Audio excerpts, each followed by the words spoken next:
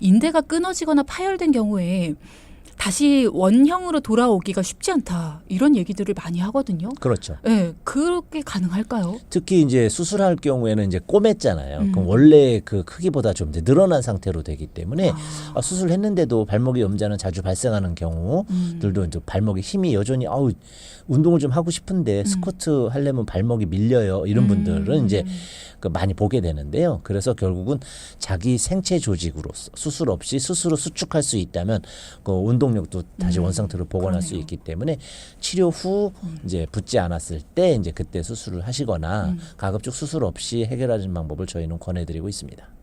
보통 우리가 발목 염좌, 그러니까 발목을 삐었을 때 정말 심각하지 않으면 병원을 잘 안 찾게 되긴 합니다. 네. 그냥 괜찮아지겠지라는 네. 생각들을 많이 하거든요. 응급처치를 어떻게 해야 되느냐 이 부분도 좀 알려주시면 좋을 것 같아요. 이제 경도 염좌일 때 저희는 이제 급성기 염좌는 라이스 요법 많이 말하죠. 라이스랄에서 쌀 RICE 하고 이제 같은 적인데 그러니까 레스트 휴식을 취한다. 움직이지 않는다는 거죠. 그리고 네. 아이싱 이제 시원하게 염증성 일주일 이내입니다. 보통 2, 3일 정도만 하시면 되는데요. 아이싱이 좀 필요하고요. 네. 그다음에 이제 컴프레션 그래서 압박을 하시는 거죠. 그래서 압박이라는 것이 무슨 깁스라거나 그런 것이 아니고요. 가급적인 무슨 이제 발목 아대라든지 뭐 이런 정도 이렇게 눌러준다든지 이런 정도를 권해드리고 그다음에 엘리베이션 발목을 올려놓고 그 피가 그 심장 쪽으로 쉽게 갈 수 있게 해주지 않으면 발목이 팅팅 붓거든요. 그런 부분을 도와주기 위해서 혈류 순환을 위한 엘리베이션까지 해서 4가지를 권장을 드립니다. 그렇게 하면서 초기에 잘 넘기시게 되고 또 이렇게 만져보셨을 때 아픈 자리를 이렇게 눌러보시면 아까 말씀드린 거골이라는 것이 밀려나와 있습니다. 가볍게. 근데 그 부위를 꾹 누르면 아프면서 시원한 느낌이 드는 자리를 발견하시면 이게 거골이구나. 주로 누르는 방향은 뒤꿈치 방향으로 눌러야 되겠죠. 뒤쪽으로. 네, 이렇게 앞쪽에서 또는 옆쪽에서 뒤꿈치 방향으로 가볍게 눌렀을 때 시원하다면 거골이 살짝 밀려 있다 이렇게 생각하시면 되고 그런 경우 이제 손으로 눌러주시는 방법을 쓰시기도 하고 해결이 안 되시면 그 부분에 추가적인 이제 치료를 받으셔야 되기도 하고 그렇습니다. 그 부분 내가 함부로 눌러도 돼요? 괜찮습니다. 내부인데요. 가볍게 눌러보면 또 내부이라서 너무 세게도 못 누릅니다. 너무 아프면 오히려 의사들이 누를 때 그냥 쿡쿡 누르잖아요. 그러지 않고 가볍게 눌러서 시원하다는 느낌이 든다면 관절이 자기 자리로 돌아가는 것이다 라고 생각하셔도 좋을 것 같습니다. 지금 문자창으로 어떤 때 냉찜질을 하고 어떤 때 온찜질을 해야 됩니까? 라는 질문도 주셨어요. 네.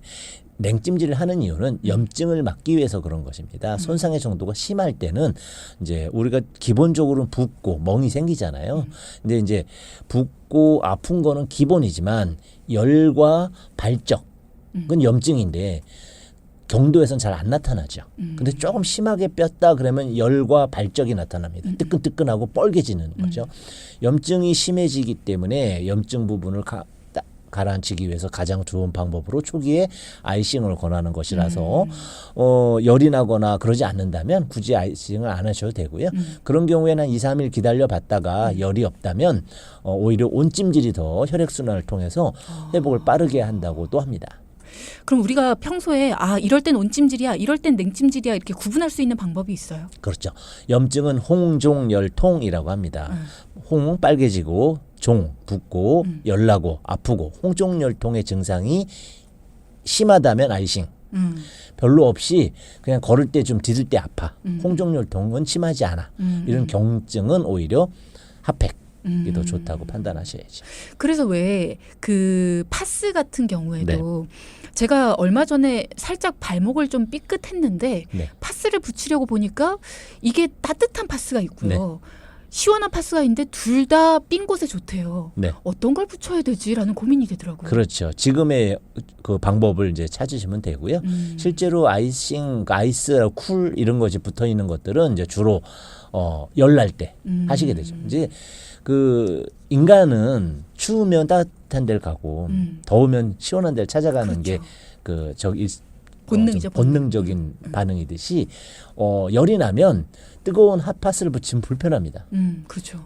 아이스하게 붙여야 되겠죠. 쿨로 이런 식으로 쉽게 찾으실 수 있고요. 사실은 그런 파스보다도 그 얼음찜질 이런 것으로 강한 아이스팩을 20분 정도 그리고 하루에 한 3번 정도 하시는 것이 파스를 계속적으로 붙여놓는 것보다 좀 더 좋거든요. 그리고 이제 파스는 또 컴프레션, 압박하는 작용, 고정하는 그런 작용이 있기 때문에 아이싱은 별도로 하시고 바깥에 이제 출입을 하시거나 활동하실 때는 파스를 붙이시고 이렇게 하시는 것이 좋을 것 같습니다. 아, 그렇군요. 이제 냉과 온의 차이를 좀 아실 수 있을 것 같습니다. 자, 그러면 한의학에서는 발목 염좌 앞서 여러 가지 이야기를 해주셨어요. 뭐 일단은 침 치료가 된다라는 이야기를 해주셨고 그 다음에 추나 치료 뭐 이런 네. 것도 말씀을 잠깐 언급을 해주셨는데 네. 일단은 가면은 침 치료부터 하는 것 같아요. 꼈을 그렇죠. 때. 예. 네. 침이 가장 그 염증도 없애주고 그 세포 재생도 도와주는 가장 좋은 치료입니다. 그래서 침만 가지고도 맞고 나면 시원하다라는 느낌을 받으시는 경우가 많고요. 네. 이제 저희가 봤을 때 어열 많이 부어 있다면 이제 부항을 붙여서 피를 좀 빼내고요. 손발이 차고 냉하고 염증보다는 주로 이제 냉성이면 이제 뜸을 좀 사용하기도 하는데 틀어져 있는 부위가 이렇게 눌러봤을 때 많이 이제 저희는 만져보면 아니까 거골이 좀 많이 튀어나와 있다든지 그런 경우 좀 눌러보고요.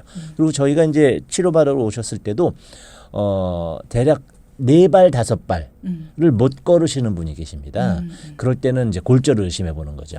그래서 이제 엑스레이나 방사선 검사를 하고 이런 이제 단계를 거쳐서 그 단계에 맞게 하게 되는데 추나를 사용하고 나서 이렇게 뼈를 거골을 밀어 넣어주면 그냥 즉시 괜찮으신 분들도 많이 계십니다. 그래서 한번 치료 받아보시는 걸 권해드립니다.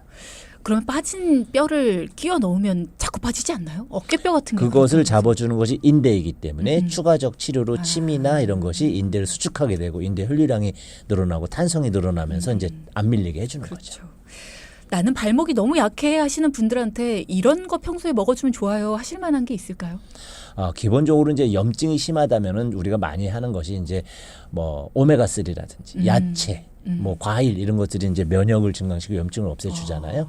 그런 비타민 C 이런 것들을 기본적으로 권해드리고 후기 이제 발목이 약해져 있거나 그럴 때는 아무래도 단백질 공급을 많이 하셔야 되고 또 이제 근육에 힘을 주기 위해서 철분 공급을 하는 거 이런 것이 이제 영양학적인 이제 개념이고요. 네. 기본적으로 이제 약재로 한다면 이제 그 두충차라든지 우술차라든지 모가차 같은 것들 검색해 보시면 나오실 텐데 그런 것들을 평상시에 드시게 되면은 인대가 좀 튼튼해지시는데 도움이 되실 거고요. 뽕나무 계열이 또 영양에도 도움이 많이 됩니다. 그래서 여성분들 출산 후 갱년기에 인대가 약해졌을 때는 이제 뽕나무류를 많이 사용하시는 것도 도움이 되실 겁니다. 안 좋은 분은 없어요? 나한테는 안 맞더라 뭐 이런 분들 뽕나무가. 뽕나무 같은 경우에 약간의 따뜻한 성질이 있기 때문에 열이 많이 나시는 분들 중에 뭐 그럴 수 있지만 뽕나무는 저희가 번데기가 그런 거잖아요.